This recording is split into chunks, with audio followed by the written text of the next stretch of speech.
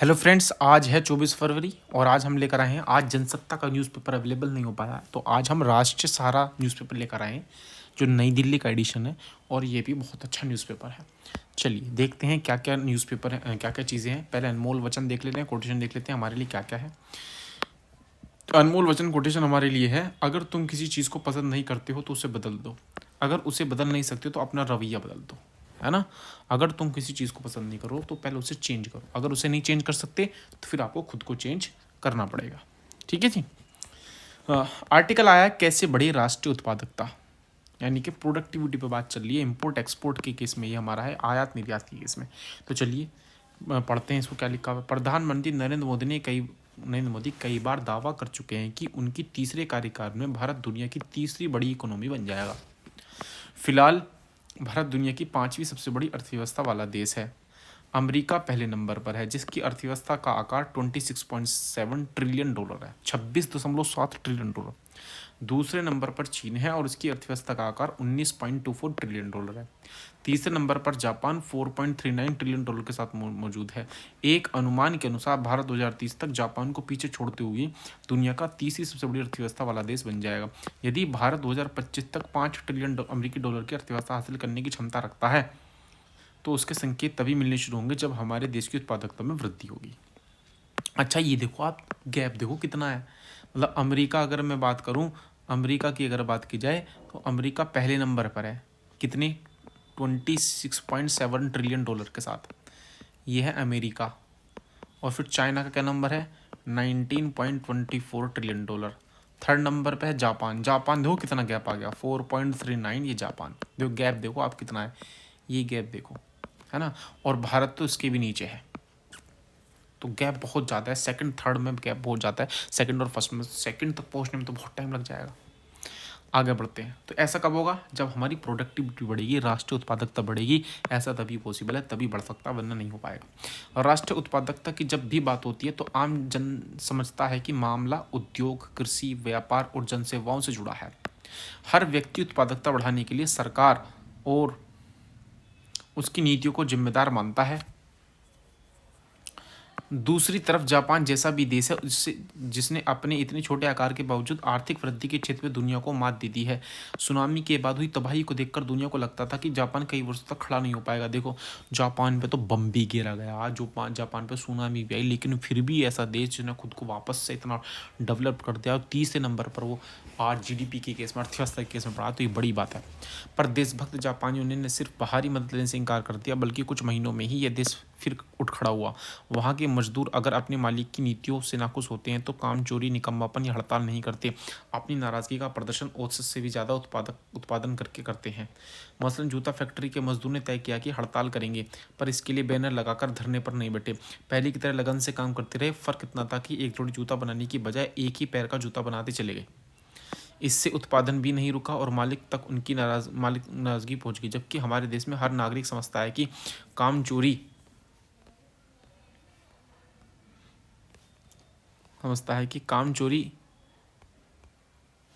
निकम्मापन, ये रात काम चोरी निकम्मापन उनका जन्मसिद्ध अधिकार है। दफ्तर में आए हो तो समय बर्बाद करो, कारखाने में हो तो बात कर कर काम बंद कर दो, सरकारी विभाग में हो तो तनख्वाह को पेंशन मान लो। मतलब यह है कि काम करने के प्रति लगन का सर्वथा अभाव है। भाई हमारे यहाँ प्रोटेस्ट, विरोध कैसे करते हैं, काम करना बंद करते हैं। लेकिन जापान में देखो कितनी बढ़िया टेक्नोलॉजी है।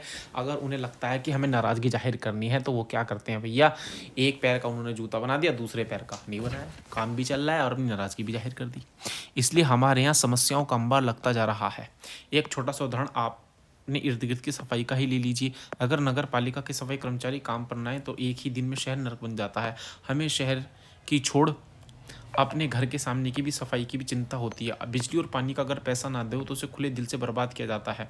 सार्वजनिक संपत्ति की रक्षा करना हो तो उसे बर्बाद करने चुराने में हमें महारत है। भाई सार्वजनिक चीज़ों को तो ऐसा बर्बाद करते हैं जैसे फ्री की है, किसी और के लिए, हमारे लिए ही नहीं। इसलिए सार्वजनिक स्थलों पर लगे खंभे, बेंच, कूड़ेदान, बल्ब आदि लगते ही गायब हो जाते हैं। सीमांत प्रांतों में तस्करी करना हो या अपने गांव, कस्बे, शहरों में कालाबाजी, अवैध धन कमाने में हमें फक्र महसूस होता है, पर सार्वजनिक जीवन में हमें केवल सरकार को ही भ्रष्ट बताते हैं, अपने गिरबान में नहीं झांकते। भैया देखो, गवर्नमेंट करप्ट है या गवर्नमेंट भ्रष्ट है तो गवर्नमेंट भी तो इंसानों से बनी है। हम अपने गिरबान में तो जाके ना, हम कितने ईमानदार हैं। हर इंसान तभी तक ईमानदार रहता है जब तक उसे बेईमानी का मौका ना मिले। ये बात ध्यान रखना, हर एक इंसान तब तक भी ईमानदार बना रहता है जब तक उसे बेईमानी का मौका ना मिले। कोई भी गरीब इंसान तब तक ईमानदार है जब तक उसे कोई बेईमानी का मौका नहीं मिलता। एक झाड़ू लगाने वाला, एक पोछे लगाने वाला भी अगर उसको 10 रुपये की बेईमानी करनी पड़ी तो वो आराम से कर लेता है। एक सरकारी अस्पताल के अंदर एक पोछा लगाने वाला भी 10 रुपये लेकर काम करेगा आपका। तो सोचो किस हद तक, मतलब करप्शन जो है तो छोटे आदमी, मतलब करप्शन जो है, जो छोटे तो नहीं कहूँगा मैं, करप्शन जो है ऐसे लोग जिनके पास धन नहीं उनके अंदर भी घुसा हुआ है। हम सरकार के कोई 10 रुपये हमें दे दे, कोई 10 रुपये फ्री के दे दे, कितने खुश होते हैं। देश की उत्पादकता बढ़ती है उसके हर नागरिक की कार्यकुशलता से, लेकिन अफसोस की बात यह है कि हम भारतीय होने पर गर्व तो करते हैं, देश के प्रति अपने कर्तव्यों से निगाहें चुराते हैं। जितना अधिकार हमें प्रिय है उतने ही कर्तव्य प्रिय होने चाहिए। वैसे उत्पादकता अर्थ केवल वस्तु और सेवा का उत्पादन ही नहीं, बल्कि उस आर्थिक सामाजिक व्यवस्था से है जिसमें हर नागरिक अपनी आवश्यकताओं की पूर्ति सहजता से कर ले और उसके मन में संतोष और हर्ष का भाव हो। पुरानी कहावत है कि इस दुनिया में सबके लिए बहुत कुछ उपलब्ध है, पर लालची व्यक्ति को पूरी दुनिया का साम्राज्य भी संतोष नहीं दे सकता। व्यक्ति की उत्पादकता बढ़े, इसके लिए जरूरी है कि हर इंसान को जीने का तरीका सिखाया जाए। कम भौतिक संसाधनों को भी में भी हमारे नागरिक सुखी और स्वस्थ हो सकते हैं, जबकि अरबों रुपए खर्च करके मिली सुविधाओं के बावजूद हमारे महानगरों के नागरिक हमेशा तनाव, असुरक्षा और अवसाद में डूबे रहते हैं, है ना। तो देखो, इंसान तो लालची है, पूरी दुनिया भी उसे दे दोगे ना तब भी वही कहेगा ये और कम है। वे दौड़ते हैं उस दौड़ में जिससे कभी जीत नहीं पाएंगे। वैसे भी इस देश की सनातन संस्कृति सदा सादा जीवन और उच्च विचार की ही रही है। लोगों की मांग पूरी करने के लिए आज भी देश में संसाधनों की कमी नहीं है, पर किसी की हवस को पूरी करने के लिए कभी पर्याप्त संसाधन या साधन उपलब्ध नहीं हो सकते। देखो, हवस तो पूरी नहीं हो सकती, लेकिन जरूरत हमेशा पूरी हो जाएगी आपकी। इसलिए रूहानियत या अध्यात्म का व्यक्ति के तन, मन और जीवन से गहरा नाता है। देश में अंधविश्वास या बाजारीकरण की जगह अगर आध्यात्मिक मूल्यों की स्थापना होगी तो हम सुखी भी होंगे और संपन्न भी। संत कबीर कह गए हैं कि मन लागो मेरो या यार फकीरी में, जो सुख पाऊं राम भजन में वो सुख नाही अमीरी में। जो सुख ऊपर वाले की इबादत करने में, भक्ति करने में, वो सुख किसी अमीरी में नहीं है। बाजार की शक्तियां भारत की इस निहित आध्यात्मिक चेतना को नष्ट करने पर तुली हैं। काल्पनिक मांग का सर्जन किया जा रहा है, लुभावनी विज्ञापन दिखाकर लोगों को जबरदस्ती बाजार की तरफ खींचा जा रहा है। कहा जाता है कि मांग बढ़ेगी तो उत्पादन बढ़ेगा, उत्पादन बढ़ेगा तो रोजगार बढ़ेगा, रोजगार बढ़ेगा तो आर्थिक संपन्नता आएगी, पर हो रहा है उल्टा। जितने लोग हैं उन्हें पश्चिमी देशों जैसे आर्थिक प्रगति करवाने लायक संसाधन उपलब्ध नहीं है और नहीं जैसे वैसी प्रगति की जरूरत है। इसलिए अपेक्षा और उपलब्धि में खाई बढ़ती जा रही है। यही वजह है कि हताशा, अराजकता, हिंसा, आत्महत्या की घटनाएं बढ़ रही हैं। यह कोई तरक्की का लक्षण नहीं है। उत्पादकता बढ़े मगर लोगों के बीच आनंद और संतोष भी बढ़े, तभी इसकी सार्थकता है। ठीक है भाई, ठीक है, आप उत्पादकता बढ़ा रहे हैं, अच्छी बात है, लेकिन आपका आनंद भी बढ़ना चाहिए, है ना। आनंद भी बहुत जरूरी है। चलिए नेक्स्ट आर्टिकल देखते हैं, सेंसर कितना होगा। यानी कि ये भी वो आप रणबीर लाबादिया वाला जो केस था, उसी पर सरकार ने अब अपनी बातें या उसके लिए कानून बनाने के बारे में अब सोची। लेकिन वो सेंसर होगा कितना, कितनी बातों को माना जाए कि अश्लील है। डिजिटल मंचों पर अश्लीलता और हिंसा दिखाने की शिकायतों के बीच हानिकारक सामग्री को विनियमित करने के लिए नए कानूनी ढांचे की जरूरत और मौजूदा वैधानिक प्रावधानों की सूचना एवं प्रसारण मंत्रालय समीक्षा कर रहा है। समय रैना के शो इंडियाज गॉट टैलेंट पर रणबीर लाबादिया की आपत्तिजनक अश्लील टिप्पणियों के बाद सुप्रीम कोर्ट ने फटकार लगाते हुए सरकार से इस बाबत कड़े कदम उठाने को कहा है। पारंपरिक प्रिंट और इलेक्ट्रॉनिक सामग्री विशिष्ट कानूनों के तहत आती है, जबकि ओटीटी, यूट्यूब समेत इंटरनेट द्वारा संचालित नई मीडिया सेवाओं के लिए विशेष प्रावधान जरूरी है। देखो, ओटीटी प्लेटफॉर्म जो है, जैसे ये नेटफ्लिक्स है और हमारा बहुत सारे ऐप है ना, G5 है और ये MX प्लेयर है, इतने सारे OTT प्लेटफॉर्म है, यूट्यूब भी है। इनको रेगुलेट करने की ज़रूरत है, वरना इन पर ऐसी चीज़ दिखाई जाएंगी, इसका कहीं ना कहीं बच्चों के और बड़ों के दिमाग पर भी प्रभाव पड़ेगा। इन प्लेटफॉर्म को ITM 2021 के तहत आचार संहिता का सख्ती से पालन करना जरूर होने के बावजूद अनुचित सामग्री परोसी जा रही है। मंत्रालय के अनुसार OTT इसका पालन नहीं करता तो सूचना प्रौद्योगिकी अधिनियम 2000 की धारा 67 बी के तहत कार्रवाई की जा सकती है। इन धाराओं के तहत असली सामग्री का प्रसारण प्रकाशन दंडनीय है। बीते साल 18 OTT प्लेटफॉर्म्स 19 वेबसाइट, 10 ऐप्स और 57 सोशल मीडिया अकाउंट्स ब्लॉक किए जाने के बावजूद यह प्रवृत्ति नहीं रुक पाना द्योतक है। अश्लील सामग्री और अभद्र भाषा प्रयोग करने वालों पर लगाम कसना कठिन है। सरकार ने OTT सामग्री को उम्र के आधार पर निर्धारित करने को कहा है, हालांकि वे इसे तफसीलन पहले इंगित करते हैं। सवाल सिर्फ यूट्यूबर या इन्फ्लुएंसर द्वारा सोशल मीडिया में अश्लील सामग्री के माध्यम से अधिक व्यूज़ पाने का नहीं है। इस मामले में आम आदमी भी पीछे नहीं है। भाई आम आदमी भी तो ये कर रहा है। अगर आपको व्यूज़ पानो तो अश्लील सामग्री यूट्यूब पर डाल दो, गाली गलौज करो, व्यूज़ आ जाएंगे। बहुत से ऐसे यूट्यूबर हैं सिर्फ जिनका काम ही गाली गलौज करना है। मैं उन चैनल के नाम नहीं लेना चाहता। वो क्या करते हैं, अपनी वीडियो यूट्यूब पर वीडियो अपलोड करते हैं और पूरी यूट्यूब वीडियो के अंदर आपको गाली के अलावा कुछ नहीं मिलेगा। वो भी हंसते हैं। अच्छा, लोग भी तो देखते हैं ना, लोग भी तो देखते हैं, है ना। तय कि अभिव्यक्ति की आज़ादी की आड़ में मसखरी या नाजायज़ बातें करने का इख्तियार किसी को नहीं दिया जा सकता, परंतु इस पर गहन विमर्श जरूरी है, क्योंकि भारत में अश्लील सामग्री, खास पोर्नोग्राफी देखने वालों की संख्या दुनिया भर में सबसे ज़्यादा है। बेशक इंटरनेट तक आती देशवासियों की सीधी पहुंच पर हम इतरा सकते हैं, पर यह न भूलें कि दरअसल बहुसंख्यक नागरिक इस सुविधा का इस्तेमाल अपनी कुंठित मानसिकता, कामुक उन्माद के लिए कर रहे हैं।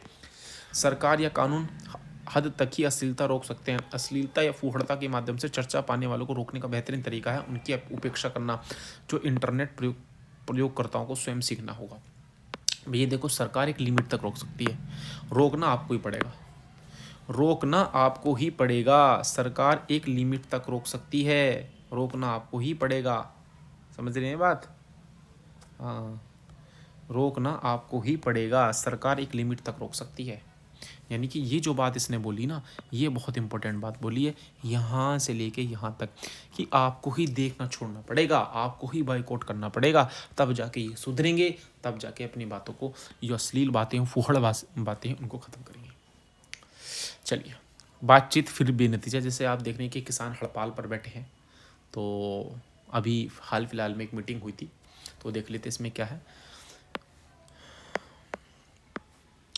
करीब 1 साल से अपनी मांगों को लेकर हरियाणा और पंजाब की सीमा स्थित संभू और खनौरी बॉर्डर पर धरनारत किसान संगठनों के प्रतिनिधियों और 3 केंद्रीय मंत्रियों के बीच चंडीगढ़ में 3 घंटे चली बैठक दौर की वार्ता बेनतीजा रही और इस तरह किसान आंदोलन खत्म होने की फिलहाल आशा नहीं है।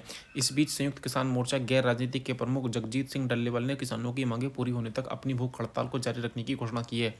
अगली बैठक 19 मार्च को चंडीगढ़ में ही होगी। बैठक में कृषि मंत्री शिवराज सिंह चौहान, वाणिज्य मंत्री पीयूष गोयल और खाद्य एवं सार्वजनिक वितरण मंत्री प्रहलाद जोशी के अलावा पंजाब सरकार के 3 मंत्री मौजूद थे। बैठक में किसान नेता न्यूनतम समर्थन मूल्य MSP के लिए कानून की गारंटी का मांग करने पर अड़े रहे और मंत्रियों के लिए कोई ठोस आश्वासन देना संभव नहीं था। भैया MSP मांग रहे किसान 23 फसलों के लिए MSP की मांग कर रहे हैं। दरअसल इस बार पेंच किसान प्रतिनिधियों द्वारा पेश की गई कारण पर फंस गया, वरना तो सरकार की पूरी कोशिश है कि गतिरोध टूटे और किसान अपने घरों को लौटे। किसान प्रतिनिधियों की दलील थी कि MSP पर उपज खरीदने पर किसानों को पर ज़्यादा नहीं बल्कि 25-30 हज़ार करोड़ सालाना का ही बोझ पड़ेगा, लेकिन केंद्रीय मंत्री इस आंकड़े को मानने को तैयार नहीं थे। उनका कहना था कि यह आंकड़ा सरकार के आंकलन के मद्देनजर ठीक सटीक नहीं है। किसानों को अपने आंकड़ों के समर्थन में या तो पुख्ता दस्तावेज करने चाहिए या फिर सरकार के आंकड़ों को मान लेना चाहिए। सरकार का आंकलन है कि MSP की शर्त मानने पर सरकार को कई लाख करोड़ रुपए का वित्तीय बोझ उठाना पड़ेगा। किसान नेता अभिमन्यु कोहाड़ का कहना है कि 1 हफ्ते के भीतर किसान अपने आंकड़े ब्यूरो सरकार के समक्ष पेश कर देंगे। बहरहाल महत्वपूर्ण यह है कि किसान की लागत निकलने के साथ ही खेती किसानी लाभकारी बनी रहे। आर्थिक बोझ की दलील इस लिहाज से बेमानी हो जाती है। सरकार को पूरा ध्यान देना चाहिए कि खेती नुकसान का सौदा न हो पाए। जरूरी है कि दोनों पक्ष अड़ियल रुख छोड़कर अरसे से चले आ रहे हैं गतिरोध को तोड़ने के लिए पहलकदमी करें।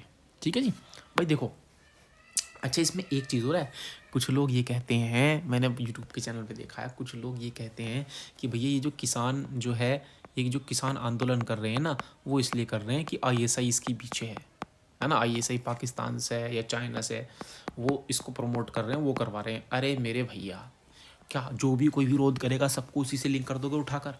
चलो हमने मान लिया, चलो ठीक है, लेकिन क्या आप, मैं उनसे पूछता हूँ, क्या किसानों की MSP वाली ईमानदारी से बताएं, MSP की प्रॉब्लम है या नहीं है? बताओ। अब मैं उनसे पूछ रहा हूँ, मैंने यूट्यूब पर बहुत से लोगों को देखा, वो कहते हैं कि ये किसान नहीं है, ये आतंकवादी है। जैसे कि एक सांसद भी हमारी मोहतरमा, आप सभी जानते हो, मैं इनका नाम लेना नहीं चाहता, वो मोहतरमा कहती हैं कि ये जो किसान जो वो जो 3 कानूनों के खिलाफ जो धरने होते उसमें करता है, ये सब आतंकवादी बैठे हैं। वो सब आतंकवादी थे, अपने देश के नागरिक को आतंकवादी कहना, ये कहाँ तक ठीक है? ये MSP की गारंटी कर रहे हैं, इनको लोग कह रहे हैं कि ISI करा रही है, ये चाइना का है, ये अमेरिका करा रही है। ये पागल हैं, ये बैठे हुए हैं, इन्हें MSP नहीं मिल रही है, पागल हैं। इनकी आपने आए दिन न्यूज़पेपर में आपने सुनी होगी, एक किसान था, अभी हाल फिलहाल में न्यूज़पेपर में खबर थी, उसका गोभी हमारे मेरठ के पास ही देख लें आप, मेरठ के पास एक गांव है, उसमें एक किसान था, उसने गोभी बोई हुई थी। उसको गोभी को उसने उसको जितनी लागत गोभी को बोने में लगी, उससे कम में उसकी गोभी जा रही थी। उसने क्या क्या उठाकर जो है ट्रैक्टर चला दिया पूरे खेत में। नो भैया मेरे किस काम की, मैं इतने पैसों को क्या करूँगा, ये भी छोड़ो। लोग आए और खेतों से गोभी उठा कर ले गए। अब बताओ क्या वो किसान दोबारा गोभी बोएगा? क्या वो किसान खेती करना पसंद करेगा? अब वो आने वाले अपने जो उसके बेटा बेटी होंगे, क्या उनसे कहेगा कि तुम खेती करो, खेती में बहुत फ़ायदा है? क्या आगे इससे खाद्य सुरक्षा संकट में नहीं पड़ेगी? तो एक बार सोच लें और समझ लें, फिर कमेंट करें कि किसान बेवकूफ़ नहीं है जो ऐसे बैठे हुए। ठीक है, चलो अब आगे है सतर्कता और तैयारी ज़रूरी। इसमें देख लेते हैं क्या भैया, ये कि चाइना का कुछ रिलेटेड है। चीन के वुहान इंस्टीट्यूट ऑफ वायरोलॉजी के वैज्ञानिकों ने हाल में एक नए वायरस की खोज की है जो जीव जंतु से इंसानों में फैलने की क्षमता रखता है। इस खोज ने वैश्विक स्वास्थ्य विशेषज्ञों और शोधकर्ताओं को सतर्क कर दिया है, क्योंकि यह संभावित महामारी का संकेत हो सकता है। वुहान इंस्टीट्यूट ऑफ वायरोलॉजी के प्रमुख वैज्ञानिक शी झेगली ने नए वायरस की पहचान चमगादड़ों का एक विशेष प्रजाति में की है, जो चीन के दक्षिण क्षेत्रों में पाई जाती है। शोध के अनुसार यह वायरस कोरोना की तरह मनुष्यों को संक्रमित करने में सक्षम हो सकता है। कोविड-19 के शुरुआती चरणों में भी चीन की ने जानकारी छिपाने के आरोपों का सामना किया था। अब नए वायरस के मामले में भी चीन पर सवाल उठ रहे हैं कि वह इस वायरस को जानकारी साझा कर रहा है या नहीं। यदि चीन नए वायरस से जुड़ी जानकारी को पूरी तरह साझा नहीं करता तो वैश्विक स्वास्थ्य सुरक्षा के लिए गंभीर खतरा पैदा हो सकता है। कोविड-19 महामारी ने दुनिया को यह सीख दी थी कि किसी भी महामारी के शुरुआती चरण में पारदर्शिता और त्वरित कार्रवाई आवश्यक होती है, अन्यथा लापरवाही दुनिया में लॉकडाउन की हालत पैदा कर सकती है। भाई पहले क्या होता है, चीन ने पूरी तरीके से इंफॉर्मेशन जो थी, सूचना थी, उस जो जानकारी थी वो साझा नहीं की थी। इस वजह से लॉकडाउन का सामना करना पड़ा। विश्व स्वास्थ्य संगठन और अन्य अंतर्राष्ट्रीय स्वास्थ्य संस्थानों को इस पर नजर बनाए रखनी होगी। यदि इस वायरस के प्रसार के संकेत मिलते हैं तो सरकार को तुरंत एहतियाती कदम उठाने होंगे। भारत को नए खतरे वाले वायरस की शुरुआती चेतावनियों को गंभीरता से लेते हुए त्वरित कदम उठाने चाहिए। सार्वजनिक जागरूकता बढ़ाते हुए स्वच्छता उपायों और कोविड टीकाकरण यदि शेष हो तो पर जोर देना चाहिए।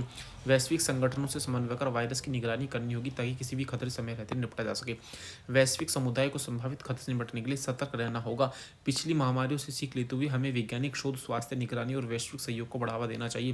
सरकार और स्वास्थ्य संगठनों को संभावित खतरे से निपटने के लिए पहले से तैयारी करनी होगी ताकि कोई भी नई महामारी कोविड की तरह कहर न बन सके। वायरस का प्रसार समय रहते नियंत्रित किया गया तो यकीनन हम एक और महामारी से बच सकते हैं। तो भैया जैसे ही ये चीन ने बताया तो सरकार को अलर्ट हो जाना चाहिए, भारत सरकार को अलर्ट हो जाना चाहिए इस बारे में कि अगर कहीं ये फैला तो क्या होगा।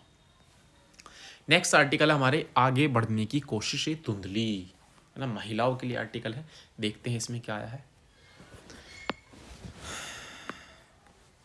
भारत में महिलाओं की मुक्ति तथा सशक्तिकरण का प्रश्न स्वतंत्रता एवं भारत की मुक्ति के साथ अनिवार्य रूप से जुड़ गया है।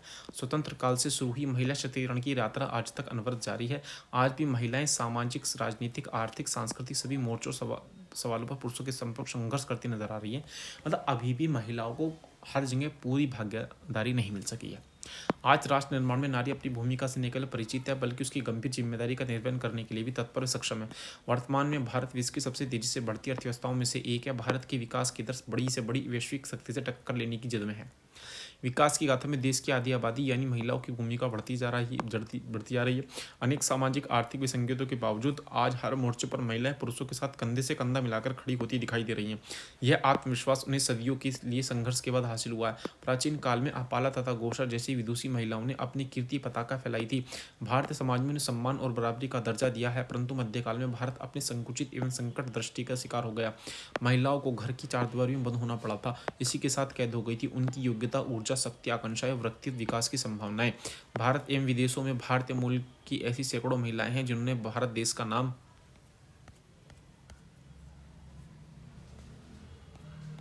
रोशन किया है ना, रोशन किया है। उनके नामों की सूची लंबित है। उनका उल्लेख न करते हुए समग्र रूप से उनका नमन करते हुए बताना चाहता हूँ कि महिलाएं निरंतर उच्च पदों पर आसीन हो रही हैं। इन सब के साथ सबसे पुराने बजट तथा घर के अर्थशास्त्र को संभालने की भूमिका का भी कुशलतापूर्वक प्रबंधन करती आ रही हैं। अपनी शैक्षणिक योग्यता में निरंतर सुधार कर रही हैं। जनसंख्या गणना के आंकड़े भी इसकी पुष्टि करते हैं। महिलाएं जहां शिक्षा, प्रशासन, मेडिकल, इंजीनियरिंग, स्पेस रिसर्च, विज्ञान, टेक्नोलॉजी और उद्यानिकी, एग्रीकल्चर, सेरिकल्चर तमाम क्षेत्रों में असाधारण रूप से शिक्षा प्राप्त कर प्रगति कर रही हैं और उच्च पदस्थ होकर कार्यों की कुशलता को संपादन कर रही हैं। सामाजिक कुरीतियों के विरोध में समाज को आगाह करने और उनका विरोध करने में भी महिलाएं पीछे नहीं हैं।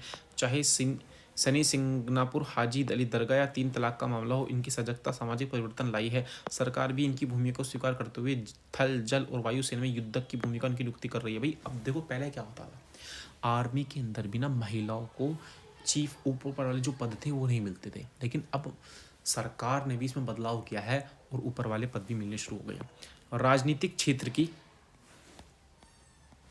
चर्चा करें तो पंचायती स्तर पर महिला प्रधानों ने गंभीर परिवर्तन के प्रयास किए, किंतु हमें हमेशा स्मरण रखना चाहिए कि देश के आर्थिक विकास में अभी भी महिलाओं को वह भागीदारी सम्मान नहीं मिल पा रहा है जिसके लिए वे हकदार हैं। अंतर्राष्ट्रीय श्रम संगठन ने अपनी एक रिपोर्ट में बताया कि श्रम बल में महिलाओं की भागीदारी 25% भी कम रह गई है।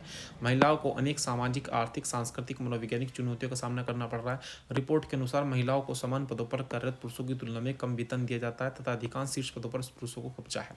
भाई आप देख लो कि जो क्रिकेट मैच होता था, क्रिकेट मैच में जो पुरुषों की क्रिकेट टीम थी उनको तनख्वाह ज़्यादा मिलती थी बीसीसीआई से, और जो महिला उनको कम मिलती थी। अब जाकर वो बराबर करी है, लेकिन पहले कम मिलती थी। इसके अलावा दुनिया की सबसे कम वेतन वाली नौकरी में 60% महिलाएं ही हैं। महिलाओं द्वारा अनेक चुनौतियों का सामना करते हुए पुरुषों के साथ कंधे से कंधा मिलाते हुए कार्यस्थल पर कार्य करते हुए देश के विकास में महत्वपूर्ण योगदान दिया गया है।